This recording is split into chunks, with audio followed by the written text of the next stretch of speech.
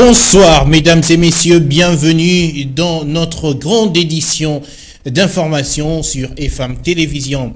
Réponse du berger à la bergère, Augustin Kabouya a percuté Jean-Marc Kabound lors de sa conférence de presse de ce mercredi soir. Le secrétaire général du parti présidentiel a rejeté en bloc toutes les allégations de l'ex-premier vice-président de l'Assemblée nationale qu'il qualifie de diffamatoires et injurieuses. Commentaire.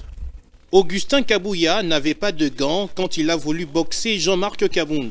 Pour le secrétaire général de l'UDPS Tshisekedi, tout ce que le président du parti Alliance pour le changement a affirmé au sujet du président Tshisekedi est un mensonge. Il pense que c'est plutôt Jean-Marc Kabound qui a excellé dans le mensonge, notamment mentir sur ses origines pour gagner la confiance de Félix Tshisekedi. Autre révélation faite par le secrétaire général du parti présidentiel, c'est le fait que Jean-Marc Kabound s'est permis d'aller voir le chef de l'État pour proposer une mise en place dans l'armée et dans la police. Le président Tshisekedi lui avait dit non, c'est ce qui a créé cette frustration, a-t-il affirmé. Lorsque Kabound parle de jouisseur, il faut qu'il vérifie s'il ne parle pas de lui-même, a dit Augustin Kabouya devant les militants qui attendaient depuis la journée le début de cette conférence de presse. Aussi, il souligne que l'UDPS et le président Tshisekedi étaient encore à l'opposition quand RAM a commencé. Ici, Kabouya répondait aux affirmations de Kabound sur la mise en place par Félix Tshisekedi de la redevance RAM pour s'enrichir. Pour rappel, Jean-Marc Kabound a tenu des propos durs envers le chef de l'État lors de sa conférence de presse lundi dernier. Autre chose, affaire François Béat, il y a eu audience mardi 19 juillet avant que la cause ne soit renvoyée au vendredi 22 juillet prochain. La défense de l'ancien conseiller du chef de l'État en matière de sécurité continue à récuser les juges qui statuent sur ce dossier. Les précisions, c'est de Esther Siamouni. L'audience d'hier mardi n'avait duré que quelques minutes.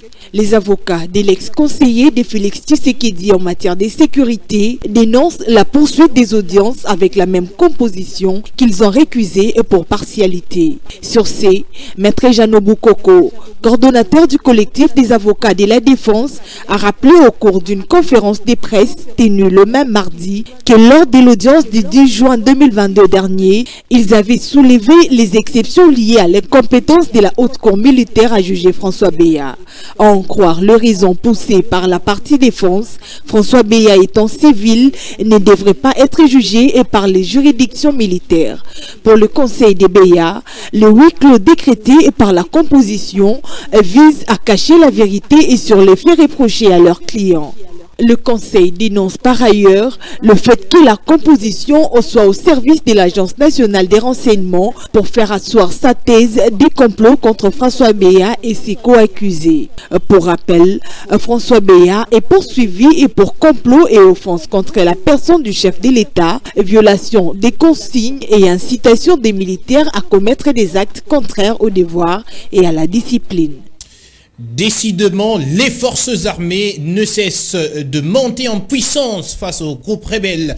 L'illustration la plus récente, c'est la neutralisation hier mardi de 4 rebelles de coalition Maï Maï de Kiandenga et Kapito dans la localité de Mahou, dans la limite entre le Nord Kivu et l'Ituri. Selon le porte-parole des opérations Sokola 1 au Nord Kivu, 2 armes de guerre ont également été récupérées. Je vous propose de suivre le lieutenant Anthony Mouadouchaï au téléphone de votre rédaction.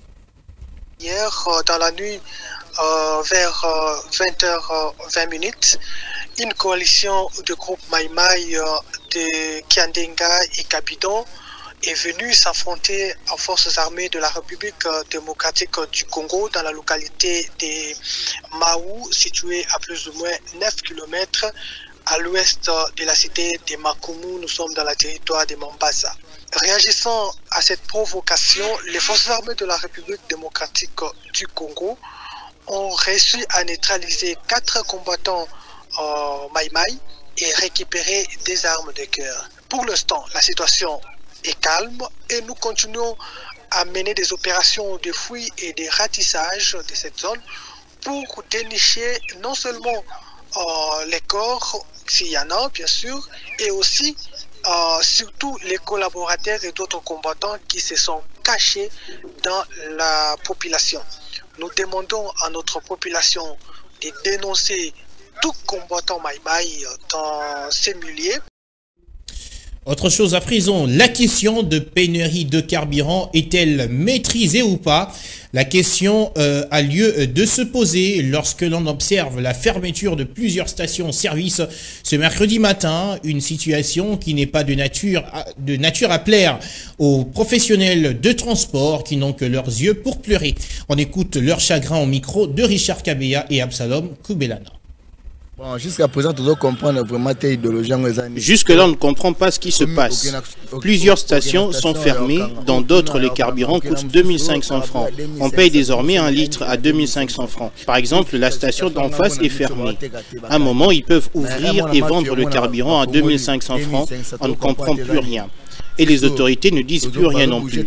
On ne sait pas si on doit aussi hausser le coût de la course. Si on hausse le prix de la course, le peuple regrette et on nous traite de méchants. Ça nous dérange aussi. Deux fois, on se chamaille même avec des clients. Ça nous arrive. Le prix du carburant devrait être revu à la baisse comme auparavant.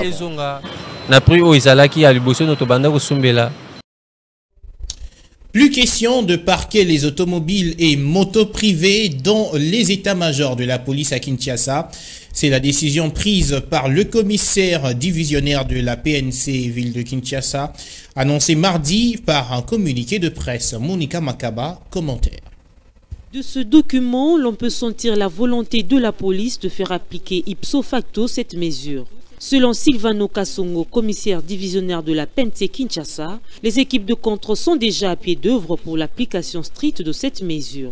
Malgré ces dispositions qui entrent déjà en application, il existe tout de même des exceptions.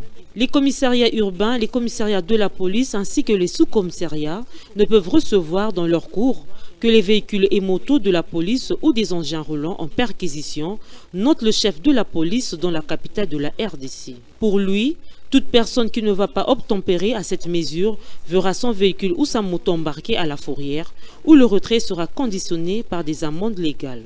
Dans les états-majors de la police, plusieurs engins roulants y sont souvent gardés la nuit pour diverses raisons, notamment pour les mettre à l'abri du vol. Les auteurs payent une caution pour les motos privées, par exemple, d'au moins 1000 francs congolais pour les récupérer le lendemain matin. Chaque jour qui passe, les Kinois ne cessent de se plaindre du comportement de certains conducteurs des mototaxis qui font fi de toutes les dispositions du code de la route. Comment expliquer cette situation? Que faire pour mettre fin à cela? Tentative de réponse dans ce dossier de Israël Kailou et Plamedi Tondo. Nul n'ignore qu'il ne se passe pas un jour sans que les taximens de moto dans la capitale ne commettent d'infractions.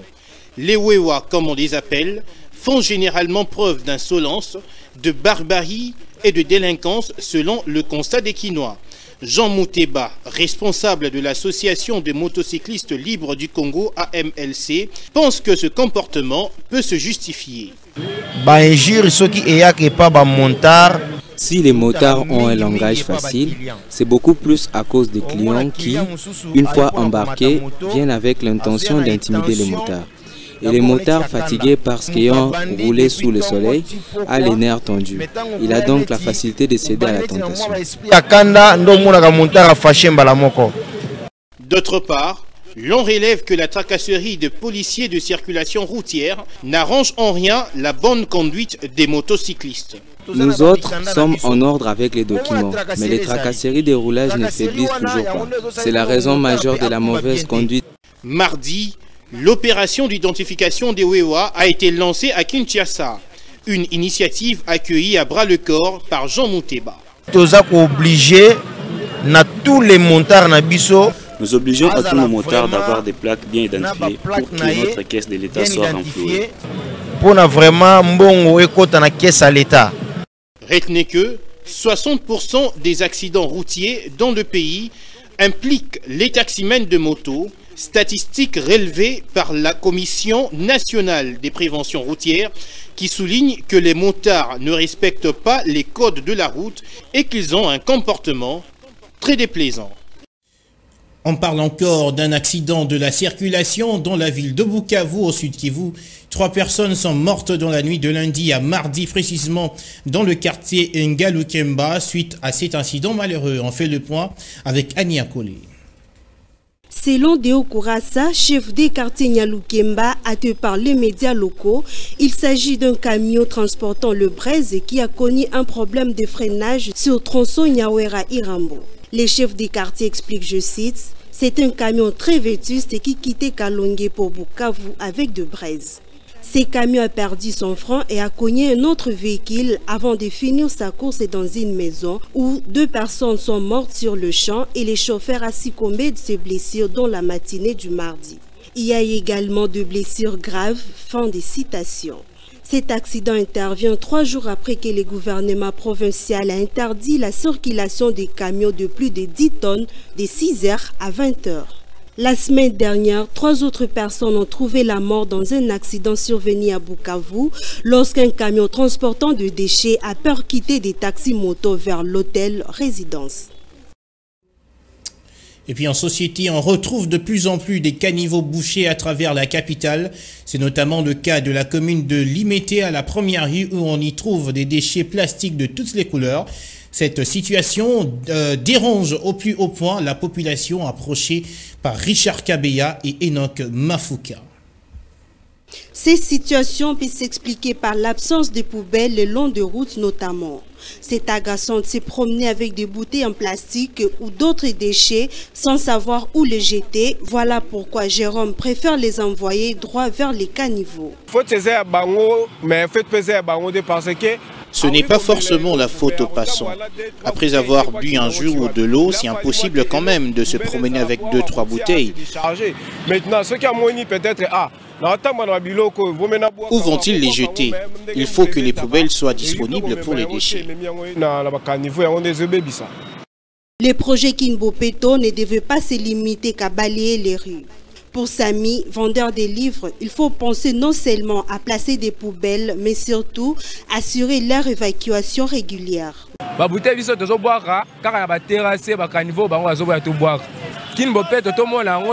Nous autres, on jette dans les caniveaux parce qu'on ne trouve pas de poubelle pour mettre des déchets. Kinbopeto ne doit pas seulement se limiter quelque part, on doit aussi le vivre où on se trouve.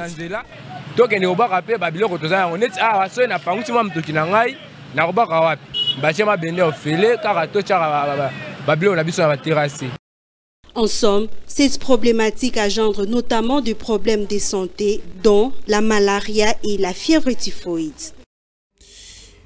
Et puis, autre problème avec les caniveaux, c'est au quartier Funa, toujours dans la commune de Limete.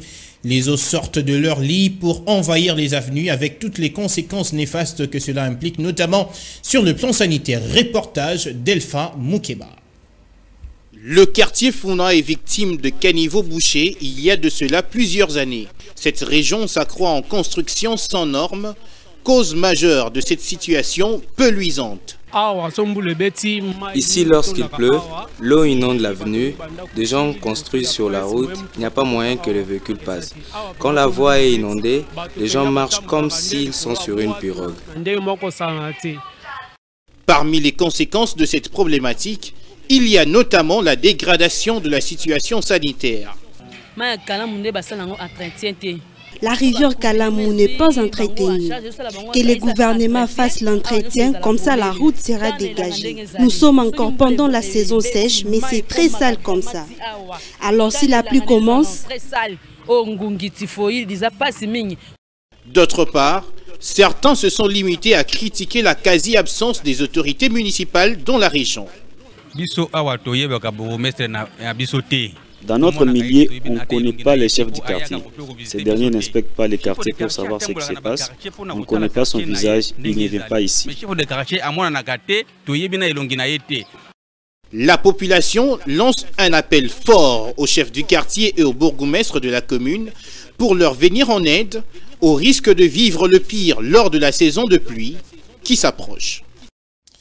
Et puis jetons un coup d'œil sur ce qui se passe en dehors de nos frontières. Le Sri Lanka a un nouveau président. Il s'agit de Ranil Singhe, l'ex-premier ministre qui jouait l'intérim du chef de l'État après que celui-ci ait démissionné suite à la pression de la population.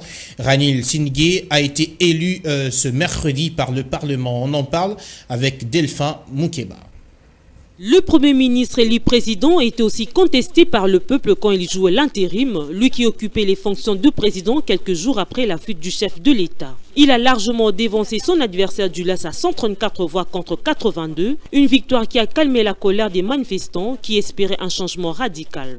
Le nouveau président jadis contesté par le peuple qui se mobilisait depuis 3 mois a pris la parole après sa victoire. Nos divisions sont maintenant terminées, dit-il, devant le Parlement. Il faut cependant reconnaître que le nouveau président a obtenu le soutien du clan du président chassé du pouvoir. Pour rappel, le Sri Lanka traverse la plus grande crise économique devant son histoire et la politique sri-lankaise a toujours été dominée par quelques grandes dynasties.